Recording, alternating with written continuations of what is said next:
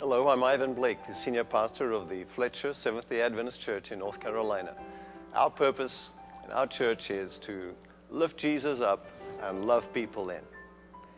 I'd like to tell you about Rabbi Joseph Schneerson.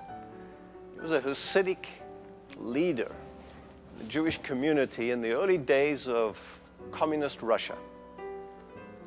This man was persecuted and placed in jail for many years because of his faith. One day he was praying in the Leningrad synagogue when the secret police rushed him, picked him up, took him to jail, and there the interrogators worked him over. At one point, an interrogator came up to him with a pistol, brandished it in his face and said, "This little toy has made many a man change his mind." Rabbi Schneerson had an answer. And he said, "This little toy can only intimidate a man who has many gods and one world. I have one God and two worlds." And that is what Jesus did. Jesus came and talked about two worlds, two kingdoms, and he put them in stark contrast with each other. And the point Jesus often made was that which is valued in this world is very often detestable in the eyes of God. I told the story of a shrewd manager who was able to connive and cheat his boss and came up with all the arrangements that would make his life comfortable at the expense of everybody else. And Jesus is saying, that's how people in this world operate, but that is detestable in the eyes of God. Jesus told about Lazarus and the rich man, who both ended up in different places. Lazarus had everything in his favor in this world, and he lost out in the next world.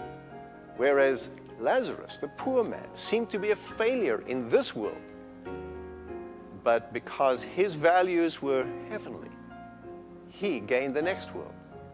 See, Jesus was talking to people who had a tradition to believe that wealth and power, strength and success, those are the values to chase after. And they belong to this world. Jesus came and reversed those values. And he often pointed out that those who seem to be failures, those who seem to be pushed aside, those who seem to achieve the least in this world are the ones who gain the next world.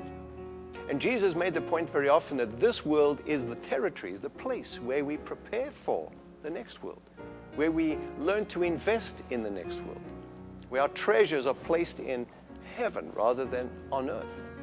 As you're confronted with the two worlds that are in contrast with each other, the two sets of values, how do you measure up?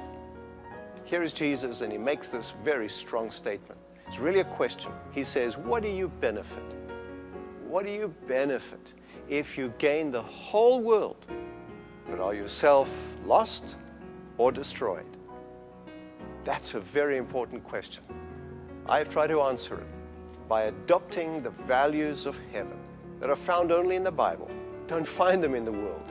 And that sometimes makes me uncomfortable with the world. Maybe not always fitting in, but in God's eyes, that is the most important. If we fit in with God's eyes, I hope that you will make the right choices and that you will follow Jesus as he leads you from this world, preparing for the next, into the next when he comes. Thank you for watching, and may God give you a blessed day.